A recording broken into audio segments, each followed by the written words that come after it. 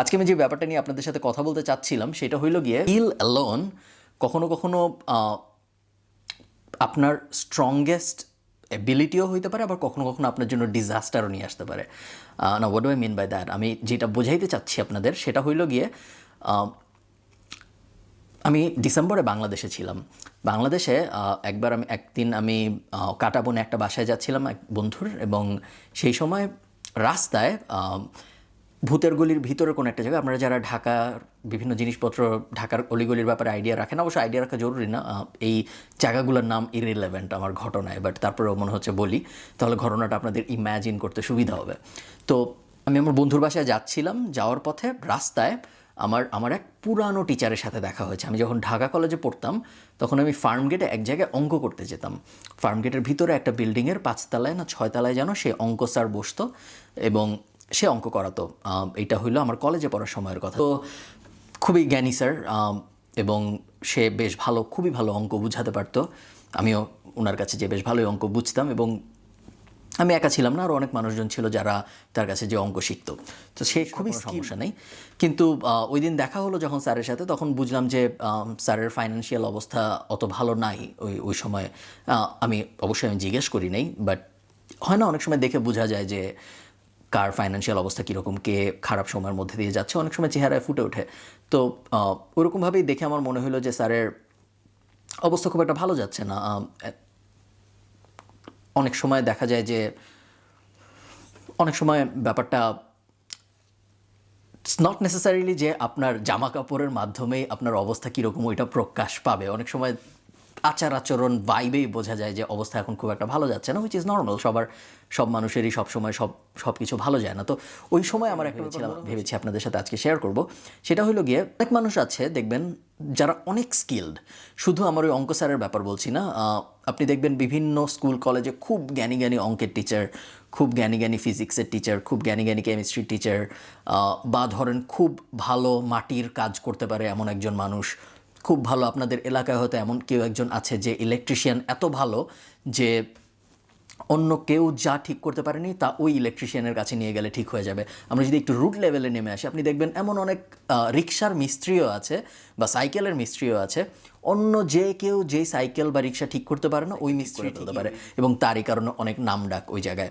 আপনি দেখবেন অনেক মানুষ আছে যারা অনেক ভালো রান্না করে, সবাই বলে যে অমুক বাবুর্চির রান্না খুব ভালো, অমুক বাবুর্চির যদি একটা রেস্টুরেন্ট থাকতো তাহলে আমরা ওই রেস্টুরেন্টে খেতে যেতাম। সো আমি যেটা বোঝাতে চাচ্ছি সেটা হলো গিয়ে অনেক সময় দেখা যায় অনেক স্কিল্ড মানুষ থাকে, আমাদের চারপাশে অনেক স্কিল্ড মানুষ আছে, এবং আমি শিওর আপনারও অনেক স্কিল আছে, হয়তো আপনি জানেন না, বাট এটা খুব রেয়ার যে কোনো মানুষের কোনো স্কিলই থাকবে না, কোনো না কোনো স্কিল আপনার ডেফিনেটলি আছে। হয় কি, স্কিল একা সবসময় সফলতা আনতে পারে না, স্কিলের সাথে এন্টারপ্রেনারিয়াল মাইন্ডসেট বা সোজা বাংলায় বলে ব্যবসায়িক মানসিকতা থাকাটাও জরুরি হয়ে যায়। অনেক ভালো যে রান্না করতে পারে, নট নেসেসারিলি তার সবচেয়ে বড় রেস্টুরেন্টটা থাকবে মার্কেটে। সবচেয়ে ভালো রেস্টুরেন্টটা তারই থাকবে যে মোটামুটি থেকেও একটু ভালো রান্না করতে পারে, অথবা ভালো রান্না যে করতে পারে তাকে খুঁজে বের করতে পারে এবং একটা রেস্টুরেন্ট চালাতে পারে বা একটা ব্যবসা চালাতে পারে। আপনারা কি বুঝতে পারছেন আমি কি বোঝাতে চাচ্ছি? যখন আপনি একজন উদ্যোক্তা হবেন বা যখন আপনি একজন এন্টারপ্রেনার হবেন, নট নেসেসারিলি আপনি যেই টপিকে বা যেই বিষয়ে আপনার ব্যবসার সর্বাধিক স্কিল থাকতে হবে জরুরি না। যদি থাকে তাহলে তো খুবই ভালো, কিন্তু এবং একই সাথে যদি আপনার ওই অ্যাকচুয়াল কাজের স্কিলটাও থাকে এবং যদি একই সাথে আপনার ব্যবসায়িক স্কিলগুলোও থাকে তাহলে তো খুবই ভালো। কিন্তু এটা জরুরি না যে আপনার একই সাথে ওই স্কিলটাও থাকতে হবে, কাজের স্কিলটাও থাকতে হবে এবং একই সাথে ব্যবসায়িক স্কিল থাকতে হবে। উল্টো আমি মনে করি আপনার যদি ব্যবসায়িক স্কিল একটু বেশি থাকে এবং কাজের স্কিল একটু কমও থাকে তাও ওইটাকে কাভার আপ করা যায়। কিন্তু যদি উল্টা হয় যে আপনার কাজের স্কিল অনেক ভালো কিন্তু আপনার ব্যবসার স্কিল খুব খারাপ, তাহলে দেখা যায় সেই মানুষটা তার ফিল্ডে, তার স্কিলের ওই ফিল্ডে খুব ভালো করতে পারে না। এরকম অনেক মানুষ আছে আপনি দেখবেন যে যারা খুব ভালো, কথার কথা খুব ভালো, গ্রাফিক ডিজাইনে খুব ভালো। আপনি যদি নীলক্ষেত যান আপনি দেখবেন যে এমন অনেক মানুষ আছে, ঢাকার নীলক্ষেতে যদি আপনি যান দেখবেন যে ফটোশপে এক্সপার্ট অনেক মানুষ আছে যারা একদম সেকেন্ডের মধ্যে ছবি টবি কেটে ছবির ব্যাকগ্রাউন্ড চেঞ্জ করে একদম ক্লিপিং প্যাথ ট্যাথ যা হাবিজাবি যা করার আছে সব করে ফেলতে পারবে, মুহূর্তের মধ্যে ভিডিও টিডিও কেটে ফেলতে পারবে। কিন্তু ওই মানুষগুলো দেখা যায় দিন শেষে নীলক্ষেতেই পড়ে থাকে বেশিরভাগ ক্ষেত্রে। এর কারণ হইল গিয়ে শুধু ওই স্কিলটা এনাফ না ভালো করার জন্য জীবনে। আপনার বা কোর স্কিলের ব্যাপারে আপনার নলেজ তো থাকতেই হবে, কিন্তু একই সাথে এটাও খুব ইম্পর্টেন্ট যে আপনার ওই ব্যাপারটার উপরে যেন ব্যবসায়িক ওই ব্যাপারটাকে কীভাবে একটা ব্যবসায় কনভার্ট করা যায় সেই ব্যাপারে আপনার যেন একটু নলেজ থাকে বা সেই ব্যাপারে আগ্রহ থাকে, এবং অবশ্যই সেই আগ্রহ ইমপ্লিমেন্ট করার অ্যাবিলিটি থাকে। ওই অ্যাবিলিটিটা যাদের থাকে না বা যারা ওই চেষ্টাটা করে না যে আমি আমার যে স্কিল বা আমি যে স্কিলকে ব্যবসায় কনভার্ট করতে চাচ্ছি ওই স্কিলকে ব্যবসায় কনভার্ট করার জন্য আমার যেই পরিমাণ শ্রম দেওয়া দরকার বা ওই স্কিলকে ব্যবসায় কনভার্ট করার জন্য আমার যে পরিমাণ কাজ করা দরকার, যে পরিমাণ লজিস্টিক ম্যানেজমেন্টের কাজ, লজিস্টিক ম্যানেজমেন্ট বলতে আমি বোঝাচ্ছি যেসব মানুষজন জোগাড়পত্র করার কথা, ওই কাজগুলো অনেকে করতে পারে না। ওই কাজগুলো করতে অনেকে ভয় পায়, অনেকে বুঝেই না হয়তো কীভাবে করতে হবে। ব্যবসা একটা স্টিগমা, ব্যবসা করাটা খুব একটা সহজ ব্যাপার, আনসার্টেনিটি থাকে।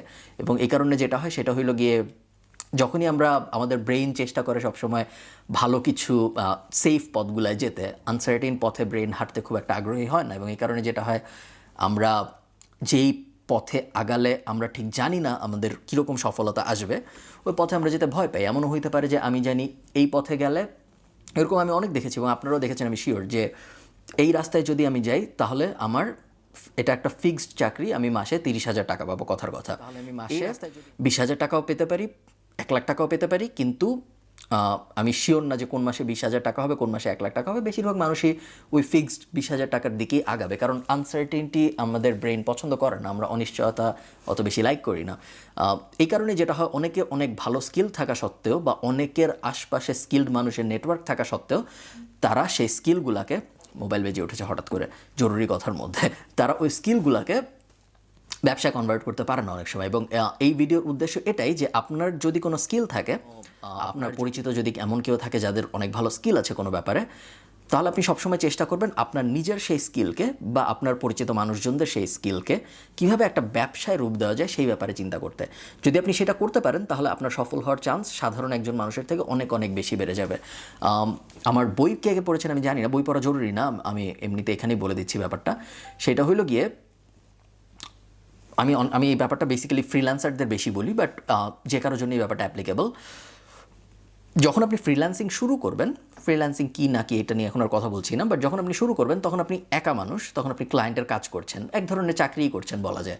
কিন্তু আস্তে আস্তে আপনার সবসময় চেষ্টা করতে হবে ওই চাকরিটাকে কীভাবে আমি ব্যবসায় কনভার্ট করতে পারবো। যদি ব্যবসায় কনভার্ট করতে না পারেন তাহলে আপনার ওই স্কিলটা স্কিলই থেকে গেল, ওই স্কিলটা আর বিজনেসে কনভার্ট করা হইল না। এবং যখনই আপনি আপনার স্কিলটাকে না পারবেন তখনই আপনি ঝুঁকির মধ্যে থাকবেন। সেই ঝুঁকিটা আমার যেই স্যারের কাছে আমি পড়তাম সেই স্যারের মতো হবে, বা আপনার চেনা জানা অনেক স্কিল মানুষের মতো হবে যারা অনেক ভালো স্কিল। আপনি দেখবেন প্রত্যেকেই এমন কাউকে না কাউকে চিনে যার প্রতি সে বলতে পারবে যে এই লোকটা এত ভালো এই ব্যাপারে, তারপরেও তার এই অবস্থা কেন। এরকম মানুষ কিন্তু আমরা সবাই চিনি, তাই না? এটার কারণ হইল গিয়ে সেই মানুষটা এত ভালো ওই পার্টিকুলার ব্যাপারটা